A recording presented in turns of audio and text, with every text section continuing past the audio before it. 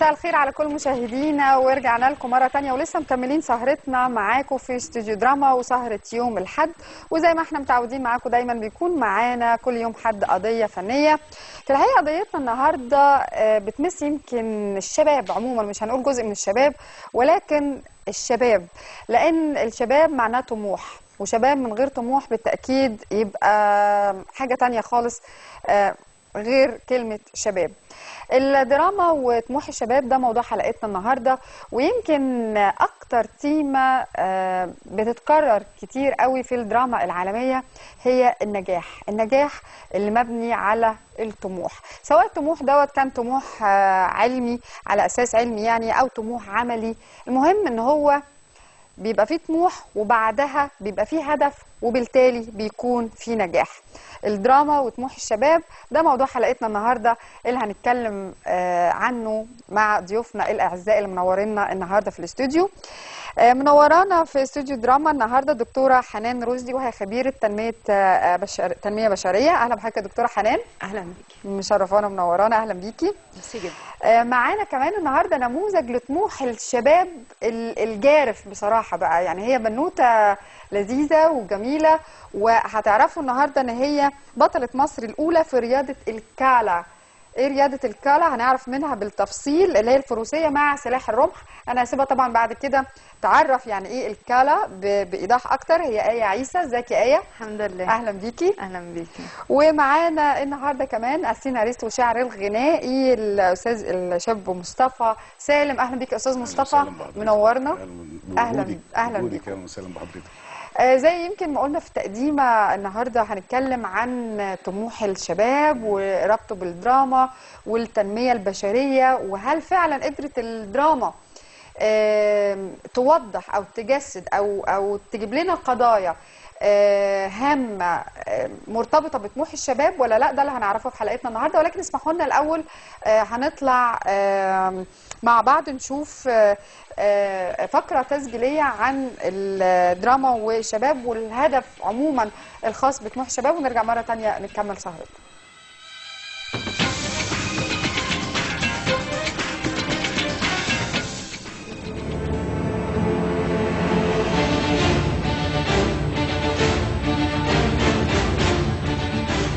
جيل الشباب جيل محبط، اتعامل معاه النظام السابق بطريقة لسه بدري عليهم انهم ياخدوا فرص حقيقية في بلدهم، في السكن، في الجواز، في فرص العمل، وفي القيادة طبعا. لسه بدري خلت كل حاجة تترحل وتتأخر، والعمر ما بيستناش، فعشان كده نسبة كبيرة من الشباب كبروا قبل الأوان. بس أكيد بتيجي لحظة بينتفض فيها الشباب وبيثبتوا انهم مش جيل سلبي أبدا، لا، ده جيل عظيم، جيل عنده رؤية وأحلام وطموح وكرامة، بس المجتمع اللي هو فيه هو اللي مش مديله الفرصة الحقيقية كاملة، أو مش موفر له مجال يستثمر طاقته وحماسه. هات بس حتة تعمل حجر واحد يا عم، هات حتة تعمل حجر. الشباب محتاج يحس بهدف قومي يستثمر فيه حماسه وطاقته وطموحه، مش لحد ال30 وأكتر لسه مش عارف هيبدأ حياته ازاي ومنين ومن فين. الأمريكان عارفين إنهم كأمة ما عندهمش تاريخ، وعشان كده هم مشغولين أكتر بصناعة الحاضر والمستقبل وضرورة الاهتمام بالشباب في كل المجالات. بنلاقي الدراما الأمريكية لازم يبقى فيها جرعة مكثفة من أفلام ودراما البطولات الرياضية وأفلام الخيال العلمي والمغامرات، وطبعا بطولات الأمريكان الخارقة في كل مجال، وده عشان يكون للأجيال الجديدة والنشء والشباب قدوة في بطل وهدف في كل مرحلة من مراحل عمرهم. طب احنا فين من ده؟ وفين من توظيف دراما الشباب انها تكون هدف قومي يشد الشباب لهدف حقيقي وبشكل حقيقي، مش مجرد سد خانة؟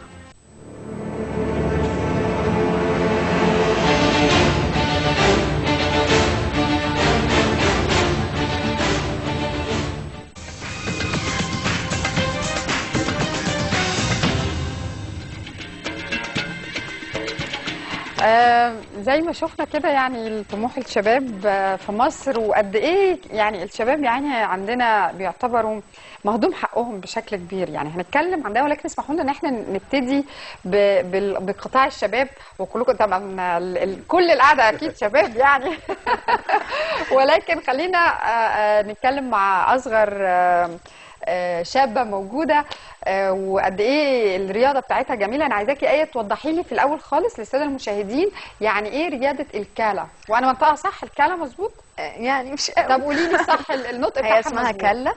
كلا. رياضه والله الكلا. مكتوب عندي كالا، مش عارفه بقى. لا هي كاف لام الف.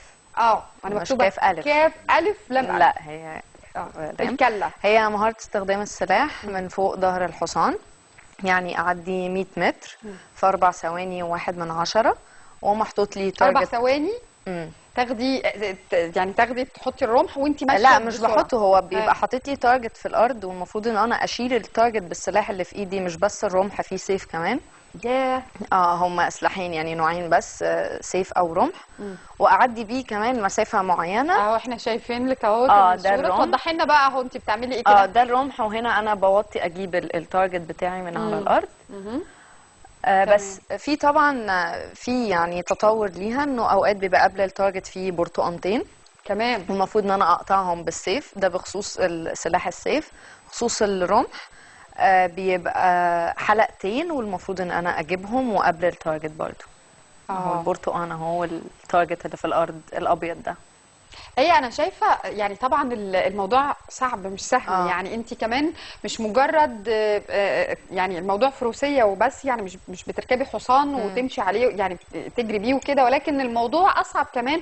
يعني احنا بحس انها يمكن رياضه خاصه بالرجال اكتر. يعني انا اعتقد يمكن انت من النوادر في مصر او البنات القليله قوي للرياضه. ده حقيقه، لانه الرياضه بس دلوقتي اللي بيلعبها بقالنا سنتين 6 بنات في مصر كلها. 6 بنات في مصر كلها. طبعا منهم يعني معانا ناس سن كبير. معايا رشا فاروق عندها ولدين وبتلعب معانا، وعندي ساره في 30 سنه. يعني ده الرينج بتاع اللعبه، يعني مش بس صغيرين، يمكن انا وبنوته كمان صغيره. انت دلوقتي عندك 15 سنه وبادئه من لا انا عندي 20 سنه وبادئه من وانت عندك 15 سنه. بدات كلا بس من وانا عندي 15 سنه، لكن فروسيه عموما من KG 1 او KG 2 يعني. يعني انت بادئه تركبي الحصان من وانت يا دوب 4 سنين مثلا. مثلا. هايل. طب طموح الشباب جميل يعني. دكتوره حنان، تعقيبا على الحكايه ديت، طبعا احنا لسه هنكمل كلامنا لان هي كمان دخلت اعلام، فرياضه مع كمان الجامعه، ورياضه صعبه زي ديت. ايه رايك في النموذج الهايل اللي معانا؟ طبعا هو نموذج رائع، وانا عايزه اقول هي قالت شويه ملاحظات عن حياتها الشخصيه المفروض ان هي يحتذى بيها لجميع الشباب. ان هي قالت انها تعلمت او تدربت على الفروسيه من وهي في KG 1 او KG 2، بما معناه ان احنا لازم اولياء الامور يهتموا جدا بابداعات وابتكارات الاطفال من الصغر. يعني ما يتقالش انت لسه صغير بكره لما تكبر هتعمل كذا او كذا. هي مارست الرياضه من وهي صغيره جدا في مقتبل العمر، يعني تكاد تكون بيبي يعني KG 1 دي. فبالتالي هو ده بالتالي الصح انها حددت او ساعدوها اكيد، يعني الاسره في البيت ساعدتها في تحديد هدفها، تحديد ما تحبه، لانه الهدف جزء من هوايه او حب الانسان لشيء ما. يعني لو انت لاحظت ان الطفل بيحب حاجه، هي دي بدايه طموحه ثم في المستقبل بدايه نجاحه. فهي ابتدت من الصغر، وده شيء مهم قوي. ركزت على حاجه واحده او حاجه معينه، وده شيء برضو رائع. عشان كده اثبتت فيها جداره او اثبتت فيها يعني نجاحات وحصلت على جوائز، لان هي جزئيه التركيز شيء مهم. لان في اولاد بيركزوا على اكتر من شيء، فبالتالي بيضيع الطاقه هباء. لكن هي ركزت في حاجه واحده، فبالتالي الكلام دوت ساعدها تماما. وهتلاقي ان ده بيأثر كمان على السلوكيات. اذا دكتوره حنان يعني نقدر نقول ان طموح الشباب بيبدأ منذ الصغر. طبعا. يعني لازم اولياء الامور او الاهل ينتبهوا لهذا الامر، يركزوا جدا ان يشوفوا ابنهم ايه اللي محتاجه او هو موهوب في ايه طموحاته من وهو صغير. وحاجه كمان مهمه جدا علشان النقطه دي في منتهى الاهميه، انه بيأثر على السلوكيات. يعني هي علشان انتبهت لشيء معين رياضي، انتبهت الطاقه جواها خرجتها في امور يعني رياضيه، امور سويه. فبالتالي هي هتلاقي حتى شخصيتها وسلوكها هتبقى سويه، حتى في التعامل مع الافراد اخلاقياتها سويه. على فكره هتبقى متفوقه دراسيا عن اللي ما بيمارسش رياضه. لان هي بتخرج طاقتها في شيء ما بتحسش بالملل، ما بتحسش بالفراغ، ما بتحسش ان في امور معينه ممكن تاخدها لحاجه سيئه. لا، هي مركزه في امور كلها فيها طموح ونجاح، فده هيأثر على شخصيتها ككل. جميل جميل.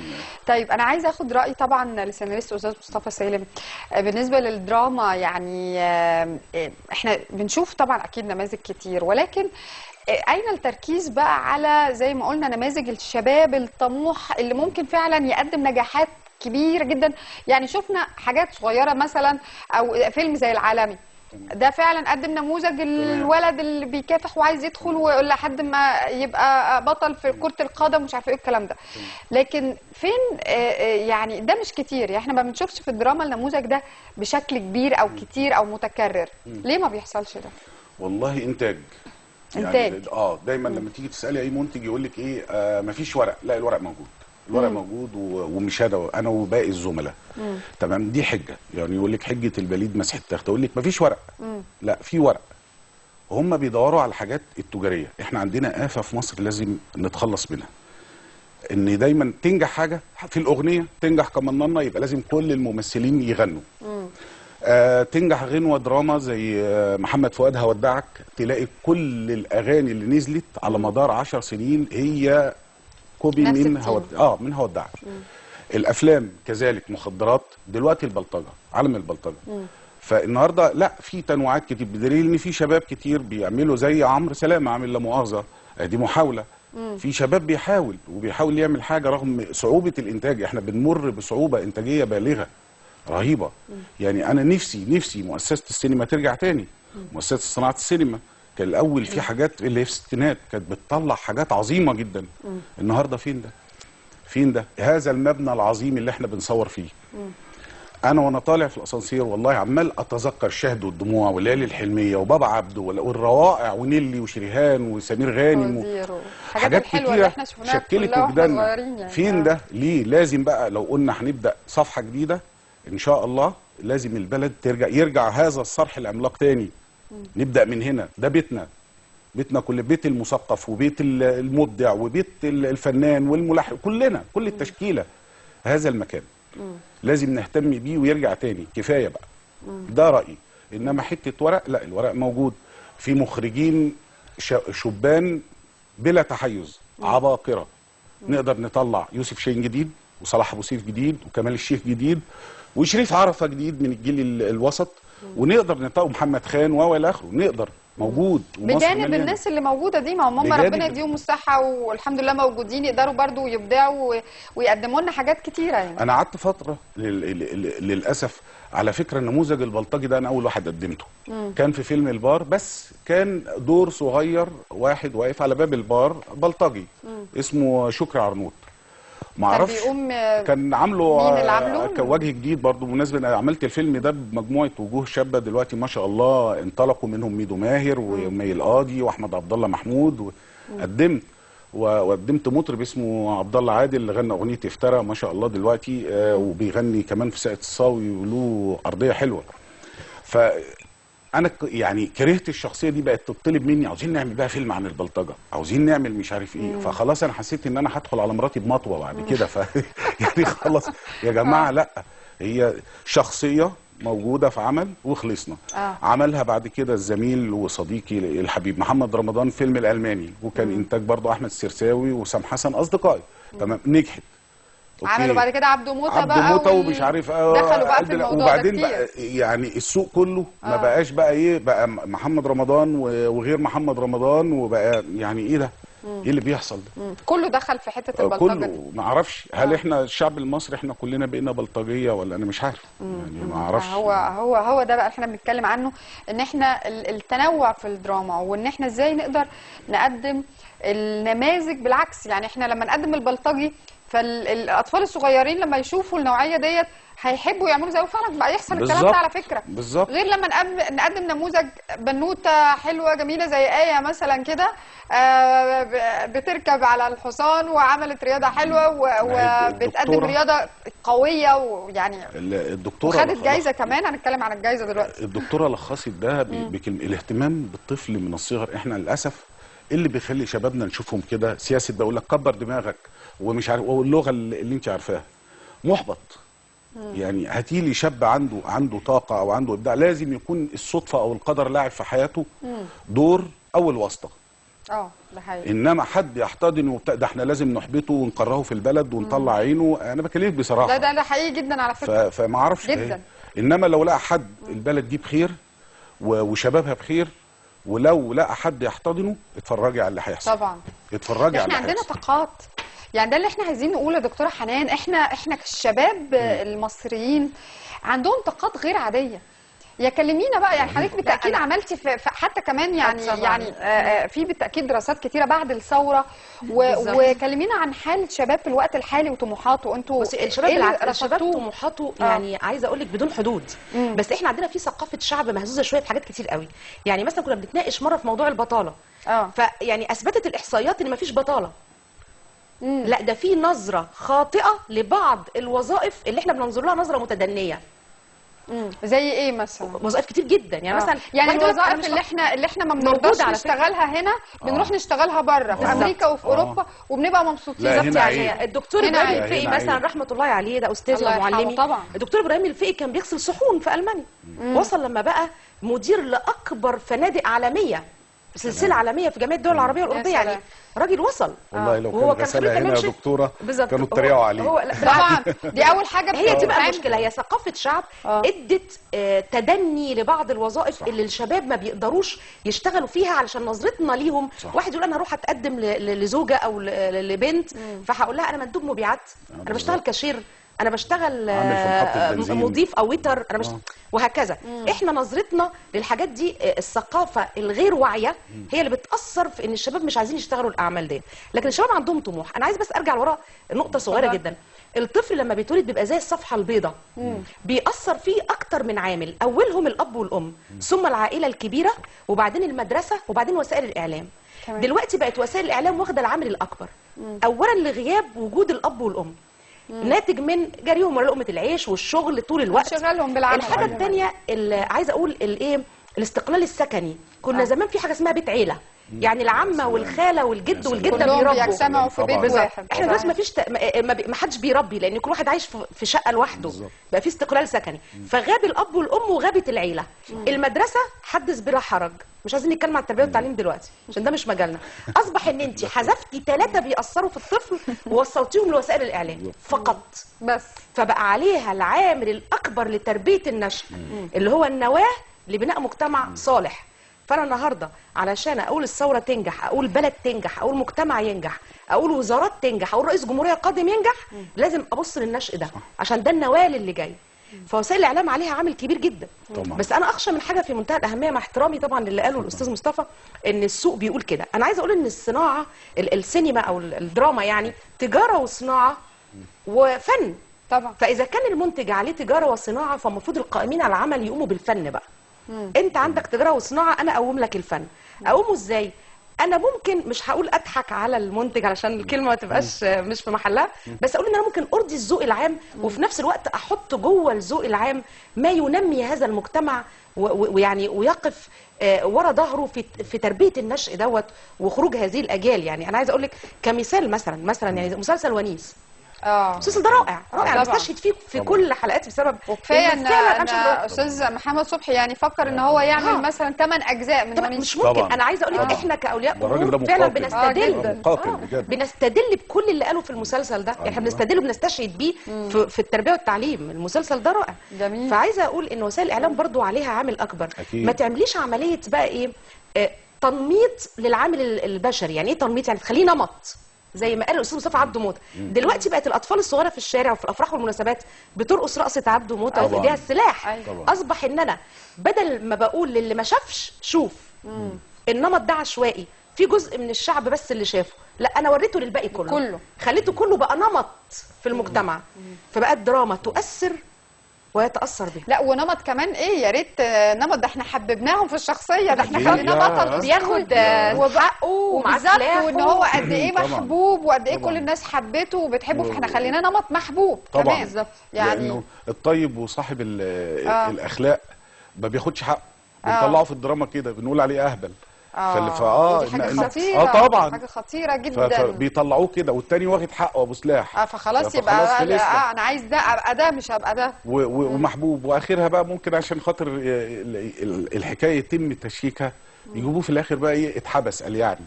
واخد بالك بعد ما خلصنا الطبق كله بالظبط، خلصنا الوجبه كلها، ففي الاخر هو اتحبس. طب بنجيبه من اول ما اتحبس يعني يعني ليه؟ لا وبعدين في حاجه برضو تعقيب يعني. بصي الجمله الجميله بتاعت زمان، وزاره التربيه والتعليم. طبعا للاسف لا بقى في تربيه ولا بقى في تعليم. واخد بالك؟ فاحنا نفس الشعارات الجميله دي نفسنا ترجع. وزاره التربيه والتعليم والادب فضلوه عن العلم. الكلام بتاع اهالينا والكلام المأثور عن الحكماء يعني يرقوا الشياكه. وحتى في وسائل المواصلات يقوم الشاب لواحده في سن امه او زي اخته او وتقعد مطرحه. الحاجات الجميله دي مش موجوده دلوقتي. ده مش بعيد للاسف مفيش.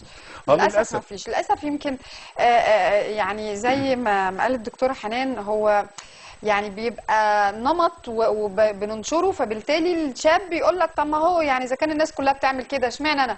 فانا ما نعمل زيهم بقى وخلاص. ما اشمعنى انا؟ يعني كلمه اشمعنى انا ديت يقول لك هيوقف عليا انا؟ بجد بجد يعني هو فتش عن الدراما والاعلام. يعني احنا ممكن يكونوا زملائنا مسؤولين عن ده بشكل او باخر. يعني الفن جه في فتره فاكره لعبه الحما دي، وقعدوا الحما ويطلعوا عليها اغاني ومش عارف ايه. فبقت الحما دي الواحد يسمع عنها وهو صغير على انها شخصيه مكروهه جدا. فتيجي تشوفي ما الحما دي يعني انا مثلا حماتي انا بحس انها امي، يعني امي توفت وربنا عوضني عنها. انا بديكي مثال. جميل. فالدراما خلت الحما دي حاجه غبيه جدا، والاعلام كمان يعني للاسف احنا لازم نبدا احنا والتعليم معانا والتربيه والموارد البشريه طبعا الدكتور. اكيد. طب نرجع تاني لآية. قلت كل حاجه وانا لا. انت نموذج الحياه في حلقتنا النهارده بقى. اكيد. طيب آية، انت بلس زي ما احنا قلنا ان انت بتلعبي رياضه مهمه ورياضه صعبه جدا يعني وشاقه جدا يعني. واحنا بره قبل الهوا قعدتي تورينا ان انت في قلت لنا نقلتي عظم هنا وعملتي كسر هنا واصابات. يعني الموضوع صعب جدا مش سهل يعني. رغم كده اخدتي ما شاء الله طلعتي الاولى. احكي لنا بقى، قولي عملتي انا يعني من ساعه ما ابتدت اللعبه وانا بطلة جمهوريه فيها. هايل. يعني لحد دلوقتي، يعني لحد ما احنا دلوقتي شغالين. هو لسه الموسم ده ما خلص، بس يعني ان شاء الله ربنا يسهل ان شاء الله. بس انا بحبها يعني، وطالما انا حبيت حاجه فخلاص انا هديها كل اهتمامي وهديها كل طاقتي. يعني فعلا ان انا العب كويس او ان انا اكسب. او احنا مثلنا مصر مرتين في كفريق يعني نسائي. عمان لعبتنا هنا في مصر وكسبنا، ولما سافرنا جنوب افريقيا هم كسبوا على ارضهم طبعا. بس برضه يعني احنا هم كانوا يعني عمالقه جنبنا بيلعبوا اللعبه من زمان جدا. واحنا اللي لسه من 5 سنين بس، ويمكن انا وراشا بس اللي كنا من زمان بنلعبها. كانت ساره وفرح ومريم كانوا لسه يعني جداد مستجدين على اللعبه على الفريق نفسه. بالرغم كده ساره كسبت هناك يعني، مع انها كانت مستجده. فلا عملنا نتائج حلوه يعني. انا لعبت وانا مصابه وكسبت برضو في يعني السكشنز اللي انا لعبت فيها كسبت فيها، فعملنا حلو يعني. طب قولي لي اللعبه ديت لسه داخله مصر كلها من 5 سنين بس؟ لا مش يعني دخلت مصر كبنات من 5 سنين بس. كرجال عموما بيلعبوها من زمان كبنات قوي. من 5 سنين. كنساء بس. يعني كنساء كلعبه نسائيه انضم ليها السيدات من 5 سنين بس. لكن هي من زمان موجوده في مصر يعني بيلعبوها الولاد والرجال وكده. طيب عموما هنكمل حوارنا. اسمحوا لنا نطلع بس فاصل نسمع الاذان ونرجع مره ثانيه. اوكي.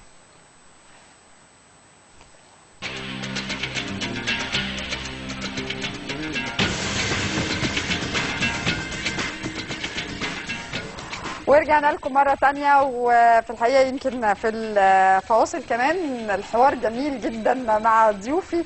وارجع مرة تانية لآية لان احنا كنا بنكمل كلامنا، وكنت بسألك على الرياضة انها داخلة يعني مصر بقالها فترة طويلة ولكن 5 سنين بس. عايز اعرف من البداية خالص يعني مين اللي شجعك على الرياضة دي؟ هو اللي شجعني ان احنا كنا بنعمل شو قدام المشير حسين طنطاوي في الهايك ستيب. عارفه طبعا الهايك ستيب، يوم تفوق. كنا بنروح الاول نعمل شو، واللعبه ما كانتش لعبه يعني، كان العقيد احمد مصطفى، يا عقيد يا عميد بقى عشان انا مش عارفه الرتبه. هو يعني اللي شجعنا.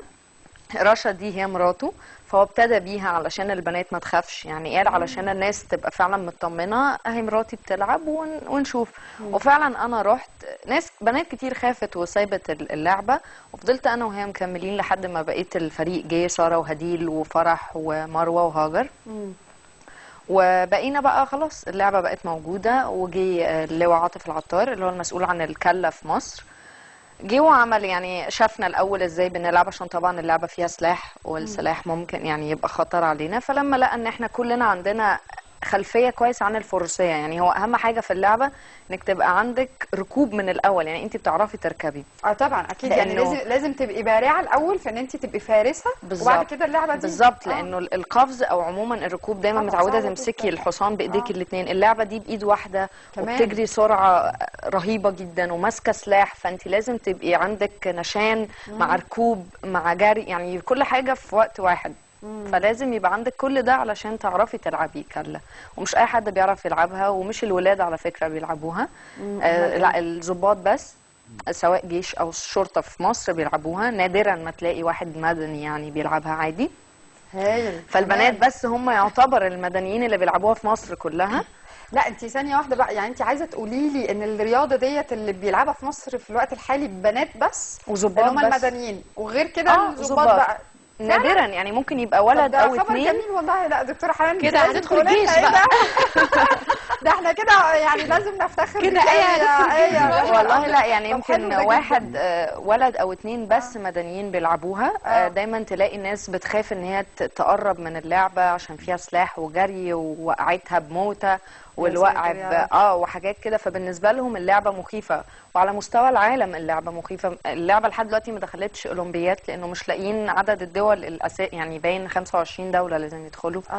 مفيش العدد ده، مش موجود. يا للدرجه دي؟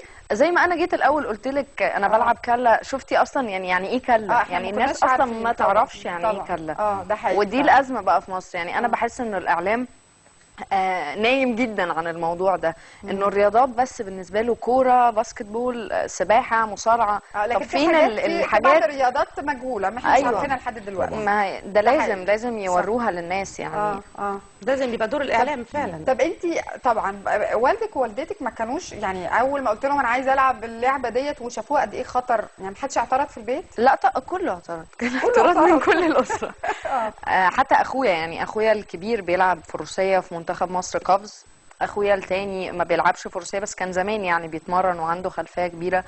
كله كان رافض انه لا واللعبه خطر. واخويا الكبير لعب معايا فتره وسابها، يعني اللي هو لا اللعبه يعني مش سهله انه اي حد يلعبها، وعايزه انه يبقى الواحد مركز فيها بس. فيها هي لوحدها. يعني اخوكي 7 وانت وانا لسه مكمله يعني تاتشوت بقى يا ما شاء الله عليكي. وكمان جبت لنا دول كاسات كانت الاثنين انا مستلماهم. الكاسين دول ايه بقى؟ الاثنين مستلماهم من المشير طنطاوي. كان وانت عندك 15 سنه؟ اول مره كان 15 والثانيه 17.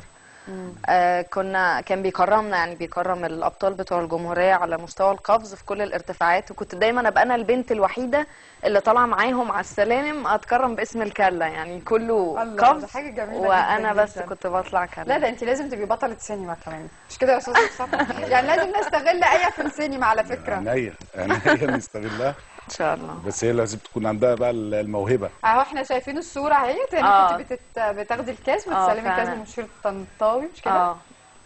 جميله الحاجات دي بتبقى تحفه طبعا.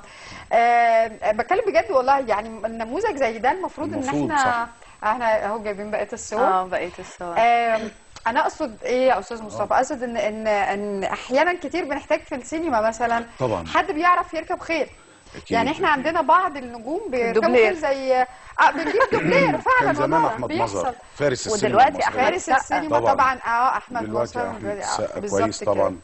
والله بنحتاج برضه للرياضيين ومصطفى شعبان. مصطفى شعبان ده عنده مزرعه كبيره يعني فيها خيل كتير. جبنا منها مره في النادي، جبنا من عنده خيل والله. من مصطفى الكشافه شعبان. لو يرجع الكشافه بتوع زمان اللي كانوا المدارس. بيقدموا المواهب وفي المدارس وفي حاجه عظيمه قوي. هنفضل نقول زمان زمان هو زمان. في حاجه كمان في منتهى الاهميه اللي هو المثال او النموذج، مش فقط يطلع بدوره كرياضي، يعني لازم يكون له يعني انا بتكلم على ان انت رشحتيها نرمز. احنا عايزين ان هي لما هتمثل مش عايزاه نموذج فقط عشان يبقى بالسلاح الفروسيه او يركب خيل او ان هو كرياضه بس. انا عايزه كمان النموذج الشخصي. احنا جايبين لنموذج بنت طموحه بالظبط كده، يعني قد ايه هي بتلعب لعبه خطيره ولعبه صعبه وتحدد فيها. الولاد ما بيلعبوهاش. اخذت جوائز. انا جايبه ايه النهارده علشان تكلمنا ان هي نموذج يحتذى به الشباب. فانا عايزه اقول ان ده لازم يظهر في وسائل الاعلام، ان النموذج الرياضي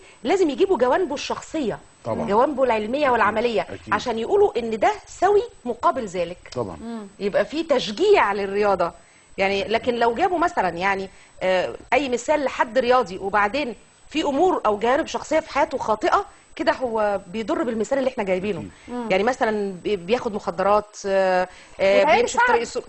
صعب جدا يعني. كده هو بيسوق لنا الصوره. الاثنين مع بعض ما ينفعوش، يعني رياضه وسلوكيات خاطئه زي ما حضرتك بتقولي عليها مثلا، كأن هو ياخد مثلا لما حصل له كده باظ يعني ما بقاش يجيب اجوان.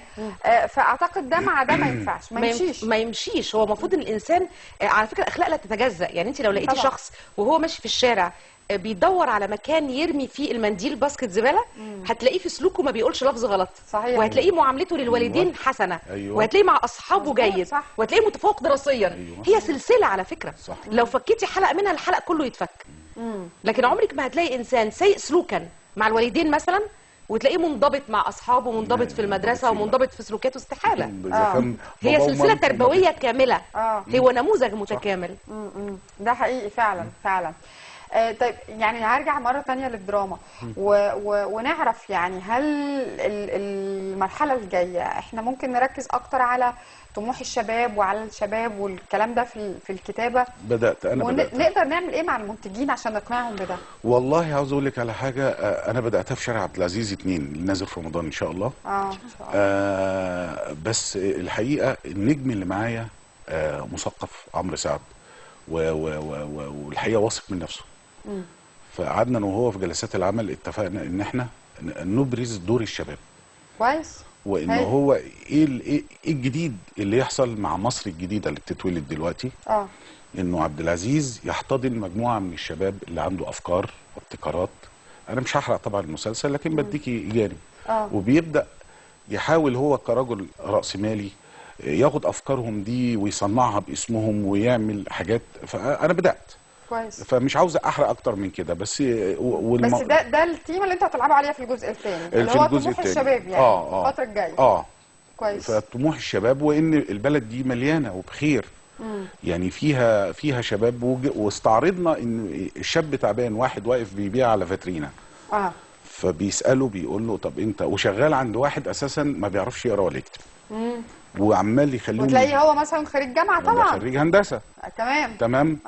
فمن هنا يعني كليه صعبه يعني عمليه طبعاً. كمان من هنا عبد العزيز شاف الراجل الجاهل اللي هو شخصيه جعور ده عمال يبيع ويشتري فيهم. فبدا لقى الشباب شكلهم ولاد ناس كده قالوا له مش لاقيين شغل هنعمل ايه؟ فبدا يلاقيهم مثلا بيفكوا الموبايل وبيركبوه وبيعملوه. فبدا يعني يحتضنهم يقول لهم لا تعالوا اعرف الافكار اللي عندكم ايه وبتاع. فبرمي برضو مؤشر للمجتمع على اللي حصل. البطاله. انت بتشوفي كوارث. مفيش شغل عيب مبدئيا ومفيش شغل. بس ده اللي احنا عايزين نفهمه للناس زي ما قالت الدكتوره حنان. يعني احنا هنا ممكن في حاجات كتيره جدا ان الشباب ما بيرضوش يشتغلوها ويشتغلوها بره ويبقوا مقتنعين ومبسوطين وعلى قلبهم زي العسل يعني. فده اللي احنا عايزين يعني نجسده بقى في الدراما الفتره الجايه ان مفيش فعلا شغلانه عيب. اي شغلانه شريفه كويسه. ما هو احنا لو شيوخنا برضو ربونا على ان سيدنا النبي قبل صلى الله عليه وسلم قبل يد حطاب وقال هذه يد يحبها الله. ف يعني لانها يد بتشتغل طبعا. هذه يد يحبها الله. فهتتغير حاجات كتير في حياتنا. لكن احنا انت عارف انا ابن مين؟ انت عارف انت بتكلم مين؟ انت للاسف. طب مين حضرتك؟ ماشي يعني بكلم مين في الاخر يعني؟ يعني انتم لادم وادم من تراب وخلصنا بس. فهي تبدا في التربيه من الصغر. طيب تمام. تمام. جالي معلومه دلوقتي من تهامي وتامر بيقولوا ان النبي عليه الصلاه والسلام لم يقبل اليد، هو قال بس يد يحبها الله، بس ما قبلهاش للتصحيح يعني. هو جالي تصحيح دلوقتي. اوكي يد يحبها الله. تمام. خلينا بقى ورا سيدنا النبي عليه الصلاه طبعا والسلام. طبعا هو الايد اللي بتشتغل عموما ايد زي ما بيقولوا ايد طاهره يعني. طبعا المفروض ان احنا نعلم اولادنا بقى من واحنا صغيرين يا دكتوره حنان في النشء الجديد ان هو ده بقى، ان مش لازم انا اوكي حلو قوي ان الواحد يطلع مهندس ويطلع دكتور ويطلع اعلامي ويطلع حاجات حلوه كتير، بس في الاول وفي الاخر مش عيب ان انت يبقى عندك موهبه ان انت تشتغل نجار، ان انت تشتغل ميكانيكي، ان انت تشتغل بتغزل سجاده مثلا. عايزين ده يعني. ما هو علشان احنا في البيوت للاسف ما بنديش للطفل منذ النشء يعني اي عايزه اقول دور، ملهوش دور في البيت. انت بس مهمتك كلها من يوم ما تتولد لحد ما تتخرج هو الكتاب. يعني حاصرين الثقافه في الكتاب فقط، ما بيفتحوش ثقافته على العالم الخارجي، ما بيفتحوش ثقافته على تنميه هوايات معينه. قد تكون الهوايه مش عمل، يعني ممكن ما يمتهنوش بعد كده، تفضل عند محل الهوايه، لكنها بتخرج طاقات بتخليه سلوكيا مظبوط، لانه بيقدر يخرج قدراته وطاقاته في الموهبه، لكن ما بيبقاش عنده نوع من انواع الكبت، لان الموهبه عدم وجود موهبه بيعمل نوع من انواع الكبت، بيخرجه في سلوكيات سيئه. لكن احنا عندنا مشكله كبيره جدا، لو اي طفل او نشء صغير 12 13 14 سنه منتبه لهوايه معينه، بنعتقد الاسره بتعتقد ان الهوايه هتضيع وقت الدراسه، هتضيع وقت الكتاب المدرسي. طبعا مش عايزه الوم على البيت، المنهج كبير جدا وغير مقنن والوقت مش مكفي، والسنه الدراسيه زي السنه دي مثلا مهرتله، فالدنيا وقعت. فبالتالي ولي الامر غصب عنه، انا بصرف طول السنه قد ايه، عايز ابني ينجح ويتفوق، دي مشكلتي. فبيبتدي ينكر على الطفل اشياء كتير جدا هي كفيله بانها تخرج طفل سوي ذو سلوكيات سويه، اللي هي بتخرج طاقته في الموهبه دي، وقد يكون الموهبه دي في المستقبل ويركز بس في الكتاب وخلاص، ده بالعكس، هو ينجح. ده ممكن يكون موهبته دي هي سر نجاحه. طبعا اكيد، يعني موهبته قد تكون سر نجاحه اكتر من الكتاب المدرسي. لكن احنا ما عندناش الثقافه دي. عندنا دكتور يا مهندس يا ضابط، في مسميات كده هي اللي ليها البريق في المجتمع، دي اللي مودينا في ده. فلقيت بقيه المسميات ملهاش البريق ده للاسف. ليه احنا كمجتمع ككل مؤثرين على هذا الشاب؟ وعلى فكره انا عايزه اقول حاجه، ما برضو الشاب مظلوم في حاجه كبيره جدا يعني انا قريت على احدى مواقع التواصل الاجتماعي اللي بيقول احنا هنقف دقيقه حداد ولا ساعه حداد على الشهاده اللي احنا خدناها السنه دي عشان مش لاقيين شغل. هي المشكله في حاجه، انا مش هينفع ابدا ان انا اعده مرحله ابتدائي واعدادي وثانوي وجامعه واخرجه من كليه مهندس او دكتور وتخرج فعلا وتفوق، وبعدين ما شغلتوش نفس المهنه دي، كمان خطر جدا. دي كارثه، دي كارثه. يعني والا من الاول طول عمري مثلا ادرس طب واجي بعد كده اقول له اروح اشتغل حاجه ثانيه وبعد كده اجي اقول له اشتغل والعمل عباده. ماشي، ما انا موافق ان العمل عباده، بس انت كنت توجهني من الاول طبعا للاتجاه اللي المجتمع محتاجه. صح، لكن ما توجهنيش لاتجاه المجتمع مش محتاجه، وبعدين في الاخر بعد ما اتعب طول السنين دي وكافح وانا فعلا حابب التخصص ده وحابب المهنه دي، ما عنديش غيرها انا حاببها، وبعدين في الاخر تقول لي اشتغل اي شغلانه، ما هي دي برضو مش هينفع. يعني من الاساس ثقافه مجتمع، تاني حاجه تاسيس اداري من الاول في العمليه التعليميه. بالظبط كده.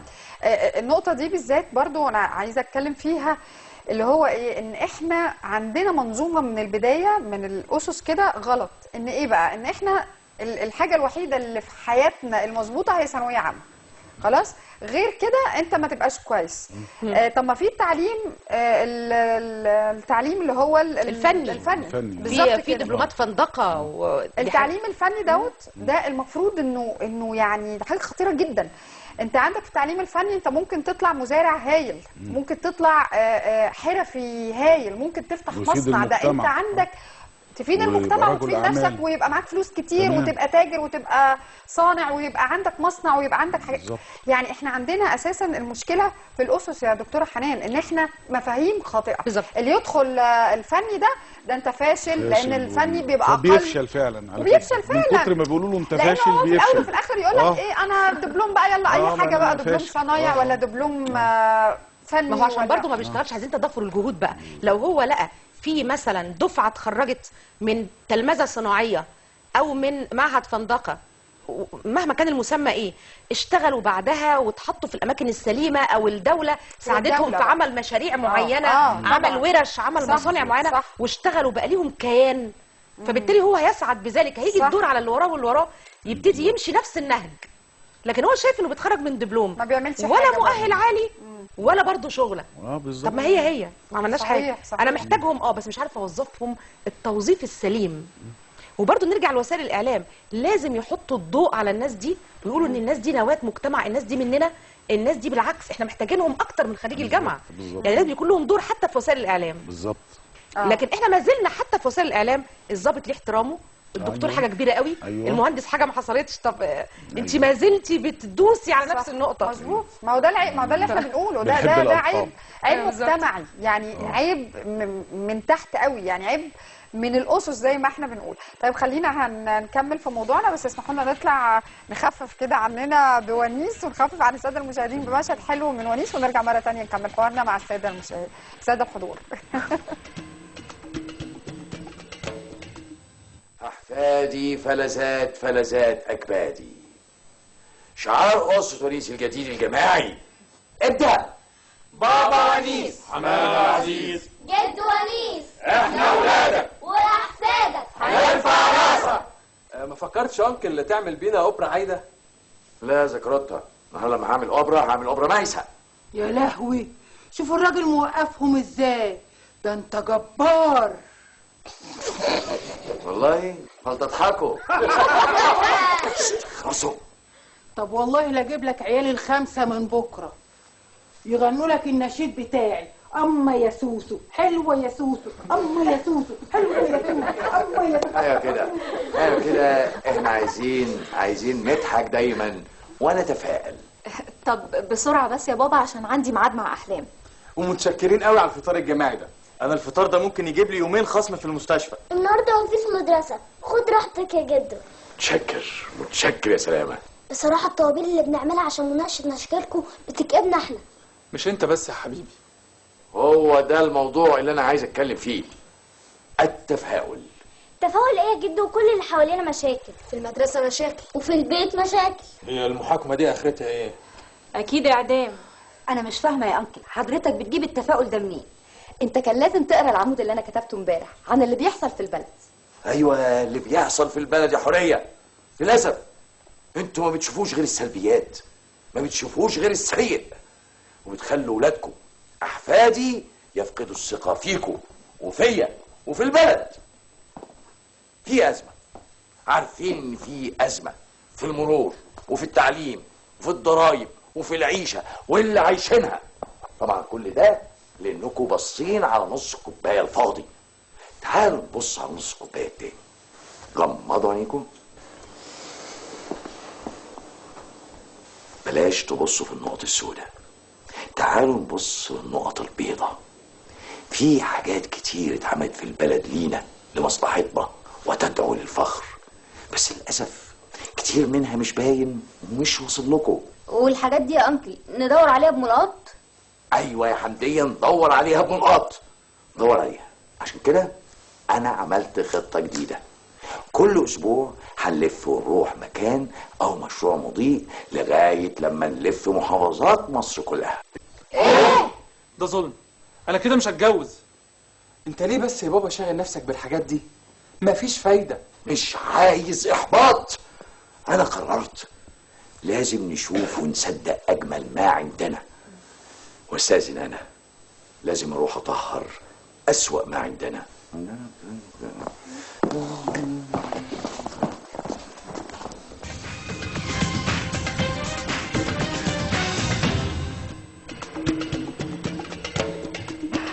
طبعا كنا بنتفرج على ونيس، ودكتوره حنان في الخباثه كده قالت لي ان هي بتحب ونيس جدا لدرجه ان هي مسجله ال8 اجزاء، مش كده؟ ايوه. ايه حبك في ونيس بقى؟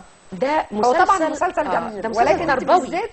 لا ده مسلسل تربوي رائع، انا والله بستفيد منه جدا الى الان فعلا، يعني بستشهد بيه في كتير من الدبلومات او الكورسات اللي بقوم بيها انا بستشهد بمسلسل ونيس في العمليه التربويه. ده شيء فوق الوصف بصراحه. ما دي دراما، ما دي دراما يعني بالظبط. يعني عايزه اقول لك المشهد اللي احنا لسه بنتفرج عليه دلوقتي وهو جامع احفاده واولاده، وبعدين هو ده على فكره القائم في مصر حاليا. يعني سبحان الله انتوا استشهدتوا بمشهد رائع مماثل تماما للوضع اللي احنا فيه. منين التفاؤل واحنا كل اللي حوالينا مشكلات سيء ومشكلات. ليه؟ لان اولياء الامور او الاباء والامهات هم اللي دايما بيحبطوا الابناء.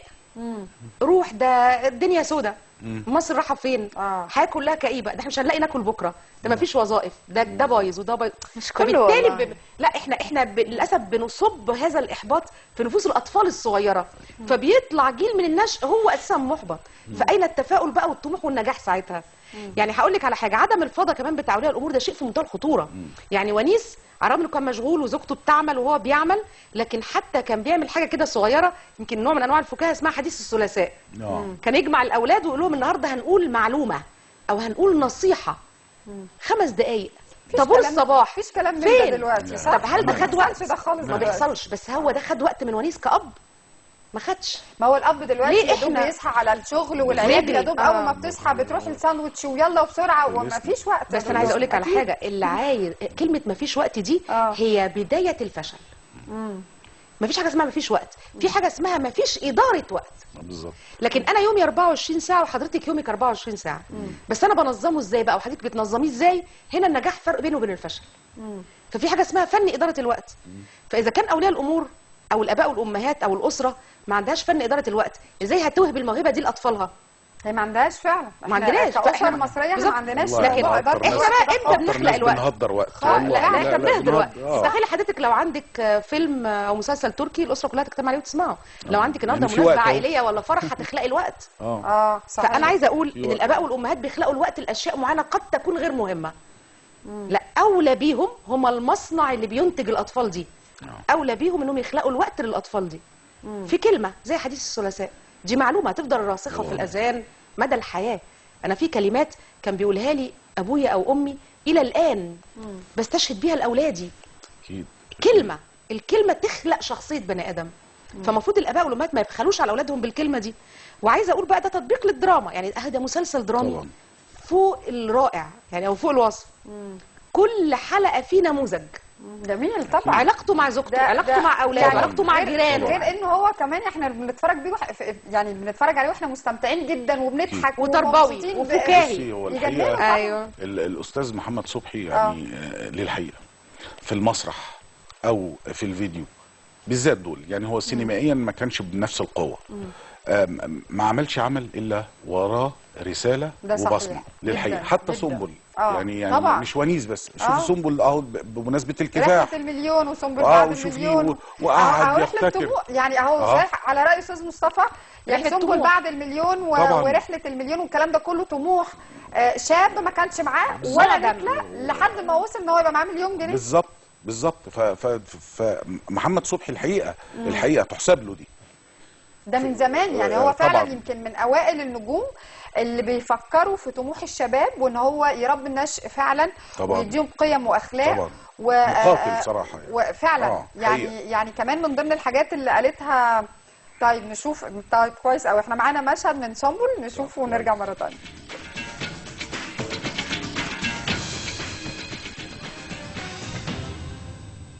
ده عيبك يا فرج، ده عيبك. لازم فكر اكتر تكسب اكتر. على العموم شغلانه المعلم دي محتاجه شخصيه قياديه. سيبها لني، ومن هنا ورايح هنعيش سوي.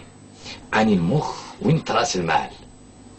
اسمال انا احتكم في الدنيا اللي على 217 جنيه قصدي 17 جنيه. لا انت قلت 200. قلت 200 يا فرج. انت صادق ما تعرفش تخبي.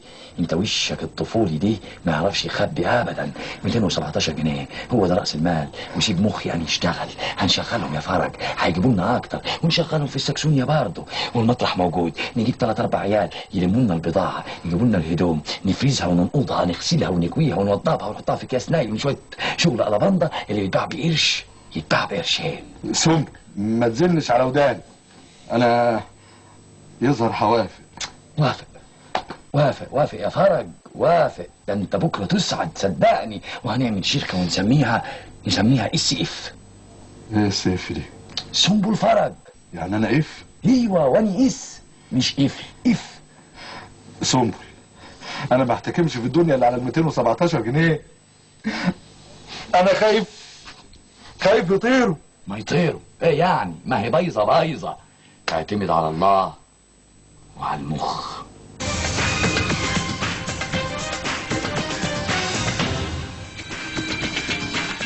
لسه كنا بنتكلم ونقول ان يمكن سنبل في اجيال ما عصرتش سنبل طبعاً. زي آية، يعني من 20 سنه كانت لسه ما اتفرجتش. دي جيل عبد موته دي.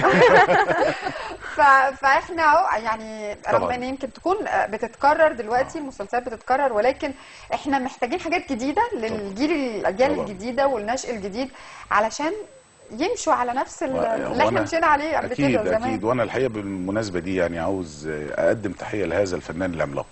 طبعا. لان ده كلنا يعني بقى. استاذنا. طبعا كلنا بقى نقدم له تحيه. الحقيقه من الناس، وبقول له يا ريت تقدم لنا حاجات تانية كده وزي ما هو قدم على فكره ممثلين كتير ومواهب كتير. يعني انا امنيه حياتي ان انا اتعامل مع فنان كبير زي الاستاذ محمد صبحي واكتب له حاجه تحت اشرافه. وشرف كبير ليا ان انا اتعلم منه كمان. واقدم هاني رمزي واقدم اعتقد منى زكي واقدم اقدم كل معظم الجيل اللي على الساحه كل النجوم، معظم النجوم اللي موجودين في الوقت الحالي. والفنانه عبله كامل طبعا. يا نهار طبعا طبعا. احنا عايزين نقول كمان يعني في معلومه كانت قالتها دكتوره حنان ان هو رغم يعني نجم كبير جدا المفروض ان هو بقى يقول لك لا انا ليه انزل اعمل في مدارس وحاجات زي كده. احكي لنا على التجربه اللي عملها. ده بيعمل حاجه خدميه مجتمعيه مالهاش علاقه بوسائل الاعلام او بالظهور او بالشاشه. يمكن وسائل الاعلام ما سجلتهاش وانا استغربت جدا. صحيح. في بعض المدارس الخاصه بالمعادي عمل مسرحيه تربويه للاطفال مرحله الطلاق اعدادي وثانوي. سماها احجز مكان حلمك او ضع مكان حلمك. انا مش متذكره المسمى. بس المحتوى بتاعها كله تربيه للاطفال في المرحله دي، وقام على مسارح المدارس. يعني نزل في مسارح المدارس مش عملها مسارح كبيره ولا عالميه ولا اي حاجه. ومحدش سمع بيها. يعني هو مش عاملها للشهره ولا لمجرد ان وسائل الاعلام تذكرها له بالخير. لا هو عملها فعلا لخدمه مجتمعيه لمجتمع الاطفال والطلائع. لا هو بصراحه فشيء نابع من القلب عنده. يعني مش هو قصه بصراحه من النجوم بجد. يعني احنا مش بنقول الكلام ده لمجرد كلام يعني اعلام وكلام بس برنامج. لكن هو بالظبط لازم ياخد حقه فعلا. هو من النجوم اللي بيهتموا بجد بمجتمعهم. عشان يبقى قدوه بقى كمان. وتطوير المجتمع. لا بس يؤخذ عليه بقى ما بيجيبش اي امثله رياضيين خالص. دي مركزه على حاجه رياضه. لا فعلا لانه كل حد يعني ممثل. طبعا الفنان محمد صبحي فنان كبير وانا بحبه جدا. بس كل الفنانين كبار زي دول ما بيبصوش اصلا للرياضه تماما. يعني حتى ما بيفكروش يطلعوا اي مشهد عن حد رياضي حد معروف في الرياضه. هي كلامها صح. واصل ما فيش. دايما الفكره يا اما عن التعليم يا اما بقى عن الدراما. لا ويوم ما بيجيبوا اعتقد حاجه يبقى كره القدم. يبقى الكوره هي دي. انا الموضوع ده عامل لي ازمه. انا اكتشفت من خلال يعني الجلسه اللطيفه دي ان فعلا الدراما ما تعرضتش حتى لشخصيه اي بطل رياضي. تخيلي يعني احنا يعني نعمل مثلا قصه حياه بليغ حمدي، قصه حياه اسمهان. كثيره ذاتيه كثيره ذاتيه. يعني ليه ما بنعملش مثلا واحد زي الكابتن محمود الجوهري، واحد زي الكابتن حسن شحاته، الكابتن محمود الخطيب. يعني في عندنا نماذج وغيرها يعني النماذج دي. تخيلي ان احنا ما بنعملش فعلا. ليه بقى؟ صحيح. هنا سؤال اتطرح دلوقتي ليه؟ لا والله انا الموضوع ده عامل لي عقده بجد مش بهزر. مثلا من وانا في اولى اعدادي او حاجه اللي معروف بس الكوره بمحتوياتها. كنت انزل اوقف تاكسي عشان اروح التمرين، فنازله بلبس التمرين اللي هو البنطلون والبوت. كميه كومنتات كنت بسمعها من الناس. مش فاهمين انت لابسه بوت الجزارين، بوت بتوع الفراخ. ومش بس ولاد، يعني مش هقول ولاد او رجاله كمعاكسه. ده بنات ستات اي حد. ايه اللي انت عاملاه ده؟ والناس بتضحك لدرجه انه اهلي بقى يقولوا لي البسي بنطلون فوق اللبس. ما تنزليش كده. فعلا الناس بتقف تتفرج. طب ما هو ده دور الاعلام. انت فين انه اللعبه دي معروفه للناس؟ ليه تيشيرتات باسكت بول اللي هي القط بتاعتها واسعه كانت زمان غريبه، دلوقتي تخشي اي محل لو لقيتيها هتجيب ستايل الباسكت بول بقت معروفه من التلفزيون ومن المطوشه اللي بيعرضوها ومن كل حاجه. الفروسيه ما فيش. يعني انا بتكلم عن رياضتي طبعا غير مليون رياضه مش معروفه. عشان كده انت قررتي تدخلي تدخلي كليه الاعلام؟ الاعلام بقى انا هبقى سباط على اي حاجه مش معروفه. طبعا الاساس فيها الرياضه، يعني الاساس عندي ان انا هظهر الرياضيين اللي مش معروفين. انا دلوقتي عندي 20 سنه وبطلة جمهوريه بقالي 3 سنين، مفيش حد في مصر يعرف حاجه عن اللعبه، مش بهزر. انا هبتدي. محدش استضافك قبل كده في اي لا اكيد استضافوك. استضافوني ومهما قلت انه حتى محتاجين سبونسر، طب محتاجين دعم، طب محتاجين اي حاجه، مفيش حد اصلا بيسال في الموضوع. يعني عادي هي طلعت في الحلقه وخلاص مش مشكله. بس اللي انا بتكلم فيه انه انا هوصل لما ابقى عندي 30 سنه هبتدي اعرض اللعبه، يا عالم هيبقى لسه فيها ابطال اصلا ولا الناس خلاص سابتها لانها مش معروفه. فده بالعكس احنا عايزين تطور. طبعا انت بتقولي هي من 5 سنين وانتوا 6، فاحنا ما هو تطور كمان 5 سنين يبقى في 20 30. ما هو تطور ومفيش دعم، مفيش دعم، مفيش حد باصص لنا. ازاي هنتطور؟ يعني ازاي فعلا هنتطور؟ قولي لي اللعبه دي بس في نادي معين ولا هي بتتلعب في دلوقتي حاليا في نادي فرسان القوات المسلحه بس. بس فقط لا غير. كان زمان يعني لما كنا بنلاعب بنات اتحاد الشرطه الرياضي كان برضو في نوادي الشرطه الرياضي. غير كده مفيش اي نادي تاني اي نادي بيلعب ولا حاجه. فازاي هنتطور ومفيش اصلا حد باصص لنا؟ ازاي هنتطور وحتى الناس بتقلب على التلفزيون بتشوف بس مطوشه، يا اما سباحه يا اما كوره، وطبعا الكوره يعني هي الاهم، يا اما باسكت يا اما هاند بس. انت عندك حق طبعا. طبعا اكيد. والله حتى السباحه نتمنى والله الفتره الجايه حتى السباحه مش ما فيش. احنا ما عندناش نماذج في الدراما لابطال السباحه خالص ولا شخصيات اساسا بيلعبوا سباحه. هي كره القدم هي الكوره. مجلس اداره النادي الاهلي، لكن اسالي اي حد منهم كده الا المتخصصين طبعا. مع انها كابتن كان كبير يعني. لو بنت برضه اهو، يعني احنا عندنا نماذج كتير. ايوه دايما تلاقي البنات هم يعني احنا ليه مهدور حقنا يا دكتوره؟ لا انا هقول لك على حاجه. يمكن اعترضت ايه في البريك على جزئيه التربيه والتعليم، قالت انتوا متحاملين على التربيه والتعليم جامد. ايوه بس انا للاسف هتحامل عليها للمره الثانيه، ما تزعليش مني. يعني اللي قالته ده برضه على فكره من التربيه والتعليم، غياب حصه الالعاب. انا عايزه اسال سؤال، كم طفل بيخرج النهارده عارف في الرياضه اللي بتمارسها ايه بتمارس نوع من انواع الرياضه؟ في رياضات كتير زي ما قالت مجهوله الهويه الناس مش عارفاها، عشان احنا حتى اطفالنا فعلا ما يعرفوهاش. كل اللي يعرفوه ان انا بنزله في نقل المدرسه واديله كوره، ده اذا حصل يعني، واقول لهم قسموا نفسكم فريقين والعبوا، فبيطلع من الصغر فعلا مش عارف غير كره القدم، فما عندوش الثقافه دي بالظبط. لكن انا النهارده لو عندي مدرس العاب يعني خبير في مهنته وفي تخصصه وعارف يعني ايه رياضات، ويبتدي يلمح بالرياضات دي للاطفال ويوجه كل واحد حسب الرياضه، هيطلع مجتمع كله رياضي. هيطلع كتير في الهوايات اللي ايه بتقول ما حدش يعرفها، الناس هتعرفها من الصغر، مش وسائل الاعلام بس، لان وسائل الاعلام هتحط سبوت عليها. اوكي انا موافقه، بس على مين؟ ما هم 5، احنا عايزينهم 20. ما بالظبط عايزينهم 100، عايزين ناس تمارس الكلام ده. اثرتي نقطه دلوقتي، قلتي مدرس الالعاب. احنا مدرس الالعاب عندنا في مصر هنا بياخد كام؟ بياخد كام في الشهر يعني في الاخر كمدرس؟ انا طبعا ما اعرفش قوي، بس يعني اكيد مرتب ضعيف يعني. مرتب ضعيف جدا يعني. احنا عندنا للاسف برضو، ما هي المشكله احنا دايما في مجتمعنا البيضه، فكره البيضه ولا الفرخ. طب معلش يعني بس هل نجيب هل الاول نجيب المدرس ده نقومه ونخليه مدرس هايل ومدرس رياضه بجد، مش مجرد بس حاطينه سد خانه وخلاص، ونديله مرتب كويس عشان يعرف يعيش فبالتالي هيعلم كويس، ولا ايه الاول؟ ما هي دي المشكله. بصي انا معاكي ان هو لازم يعيش حياه كريمه، دي ما فيهاش كلام، مش نقدر نتناقش فيها. لازم اديله ما يكفيه بحياه كريمه سويه. دي على جنب. الحاجه الثانيه بقى المهمه جدا، علشان بس احنا عندنا مشكله وجود او المبررات الخاطئه. احنا بنخلق شماعات لكل خطأ بنعمله للاسف الشديد. بمعنى فهو عنده ما يبرره، انا مرتبي ضعيف او انا عايزه بس اقول حاجه مهمه جدا. هو انت مرتبك الضعيف بيخليك تقضي اقل من 8 ساعات شغل اللي هم ال8 ساعات. يعني انت بتاخد حصتين 3 في اليوم. عارف يجي يقول لك هم خلاص بقى العيال تلعب اي حاجه على قد فلوسهم. ده اهمال بقى حضرتك، مفيش على قد فلوس بقى. هنا وصلنا للمستوى اللي هو دلوقتي بيبوظ لي نواه مجتمع اساسيه.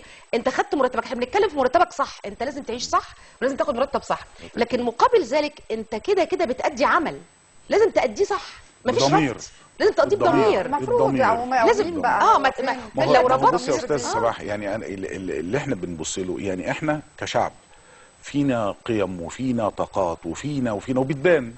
اوكي، طب ايه سبب التدهور اللي احنا فيه؟ دي حاجه بقى لغز مضايق. يا اما القيادات اللي قاعده مش الراجل المناسب في المكان المناسب، يا اما في حاجات بقى محسوبيات ما تعرفيش. طب لما تيجي تبصي انا اقسم بالله هتكلم في مهنتي. أيوة. انا لو عاوز اقول لك ان مصر فيها كذا احمد زكي ونور الشريف ومحمود عبد العزيز، في مواهب كتير عاوزه فرص، وبشوفهم وبقعد معاهم وانا نفسي اعمل لهم حاجه. تمام. طب دول ما بيطلعوش ليه؟ ليه بتلاقي مثلا اللي واخدين فرص احنا ما عندناش للاسف صناعه نجوم بالظبط. يعني بره بينقوا في طبعا في الهند السينما الهنديه وفي السينما الامريكيه وهكذا بيمشوا ينقوا كشافه. كان بيحصل كل ده حاجه زمان. شكل ومنظر وموهبه وكل حاجه. احنا للاسف هنا ما فيش. انت كان عندك رمسيس نجيب زمان ده كان حكايه. زمان برضه كان حكايه. رمسيس نجيب بطوله قدم لنا ابن عبد العزيز طبعا والناس دي كلها كتير يعني كتير. ما هو كل المجموعه اللي كانوا موجودين وقتها اكيد يعني. اكيد ما اعرفش يعني. احنا في كل الكوادر عندنا مهندسين كويسين، عندنا دكاتره كويسين في كل المجالات. عندنا طب ايه بقى؟ ليه طول ما كل ما نطلع في برنامج او بتاع بنتكلم على المشاكل؟ طب هنحلها امتى بقى؟ مش عارف يعني يمكن لما يجي ان شاء الله رئيس جديد للبلد تتحل المشاكل مش ساحر. كلها. مش الرئيس فقط هو اللي بيعمل يا جماعه، يعني لازم كلنا نعمل، ليس الرئيس فقط لوحده يعني. اصل احنا برضو صدروا لنا كارثه يعني من الصغر. اوكي ان الرئيس عبد الناصر، انا بحب عبد الناصر وبحب السادات وبحب كل رموزنا. يعني عشان بس ولا حد يقول ان انا ساداتي ولا ناصري. هو الرئيس عبد الناصر عمل وعمل وعمل وعمل، لا الشعب عمل معاه. تمام. لازم انا عاجبني طبعا في المشير السيسي كلمه انه مش هعمل لوحدي. فالناس اصلا مزعله الناس ان هو قال كده انه مش هعمل لوحدي. لا طبعا مش هيعمل لوحده، كلنا هنعمل. حضرتك كمذيع يبقى عندك ضمير، وانا ككاتب عندي ضمير، والدكتوره يبقى عندها ضمير، كلنا وكل العاملين يبقى عندهم ضمير في المنتج اللي كانت الدكتوره بتتكلم عليه. تمام. هنطلع وهنتقدم. هو ده. ما هي الفكره في كده ان الانسان فعلا، هم طبعا بيقولوا احنا نفسنا كلنا يبقى الناس كلها عندها ضمير يعني تعليقا يعني. وفعلا الضمير اللي بيحرك البني ادم اكيد، سواء ان هو يشتغل بجد، سواء ان هو طبعا يقعد ويتكاسل ويقول انا هعمل ايه في وسط المجتمع كله يعني. طب احنا خلاص يمكن فاضل لنا 5 دقائق. في الاخر احنا عايزين نطلع بحاجه يعني، مش عايزين بس مجرد تبقى القعده اتكلمنا فيها وطرحنا فيها المشكله وفي الاخر ما حليناش حاجه. دكتوره حنان، عايزه برضو اعرف ايه السبيل ان احنا نتجه لمجتمع شباب طموح وفي الاخر يحقق طموحه، مش مجرد طموح على الفاضي يعني. يبقى ما فيش فجوه ما بين الطموح والحلم. انا بحلم بشيء وعندي طموح وفي الاخر ما بحققش الحلم او الطموح ده، نعمل ايه؟ اولا احنا بما ان احنا بنتكلم عن الدراما بنتكلم عن دور الاسره وعن الشاب اللي هو المنتج ما بين الدراما ودور الاسره يعني. المفروض ان الدراما تاخد وضعها في توصيف الوظيفي الصح يعني. المفروض ان الدراما بتظهر في كل عايزه اقول محتوياتها وبرامجها او مسلسلاتها او افلامها توصيف وظيفي لكل شخص في المجتمع، توصيف وظيفي لدور الام بالصوره المثلى لها، توصيف وظيفي لدور الاب، توصيف وظيفي لدور الابن اللي هو يتطاول على الاباء والامهات ويتعامل معامله سويه وسلوكه سوي، توصيف وظيفي لدور الامن، توصيف وظيفي لدور موظف الحكومه، توصيف وظيفي لدور المدرس. يعني انا كاني بعمل وصف وظيفي لكل شخص في الدوله. الدراما لازم تساعدني في الكلام دوت. الحاجه الثانيه الاسره تساعد في ايه بقى؟ يا ريت ما يغيبش دور الاسره مهما كان الوقت لا يسمح بذلك. لاني انا لو كل مره بقعد الطفل فيها او الشاب او النشء قدام اداه زي اي وسيله اعلام وبقول له يعني الساعتين دول عشان بس ان انا اكون فاضي شويه وبعيدهم عن تفكيري او كده، فبخليه يسمع اي حاجه. ما ينفعش. الدراما بتنتج اشياء كتير جدا قد لا تصلح للمرحله العمريه دي. فلازم الاباء، لان في حاجه اسمها خرق المرحله العمريه. دلوقتي ما بقاش في عندنا في مصر اطفال على فكره، ودي كارثه. احنا ما بقاش في عندي اطفال جدا. دي عايزه نعمل حلقه الاطفال بيتكلموا معانا والله اطفال فعلا بالظبط. احنا عندنا خرق المرحله العمريه خيالي. بيقولوا كلام، بيناقشوني في امور وبيسالوني حاجات طبعا تغيب. فعايزه الاسره مع وسائل الاعلام مع كل المنظمات الوقت انتهى. انا كان نفسي طبعا اتكلم يعني ايه سريعا كده طموحك الفتره الجايه ايه بسرعه جدا؟ بس نفسي ابقى مذيعه طبعا بجد في مجال الدراسه. كنت نفسي ابقى مذيعه ده في مجال دراستي وفي مجال اللعبه. هستناكي بعد 4 سنين ان شاء الله. ان شاء الله. وفي مجال اللعبه نفسي توصل للاولمبياد يعني. نفسي العب ولو سنه في الاولمبياد بعد كده. يا رب ان شاء الله. ان شاء الله. استاذ مصطفى كلمه اخيره سريعه. مصر بخير، محتاجه ان كلنا بس يبقى عندنا ضمير. صحيح والله فعلا فعلا. شكرا ليكم بجد، اسعدتونا جدا، وباذن الله يا رب كده يعني الحلقه دي تفيد بعض الشباب يعني باذن الله ان شاء الله. شكرا لكل مشاهدينا، انتظرونا بكره ان شاء الله مع كاست عمل جديد في استوديو دراما. الى اللقاء، تصبحوا على خير.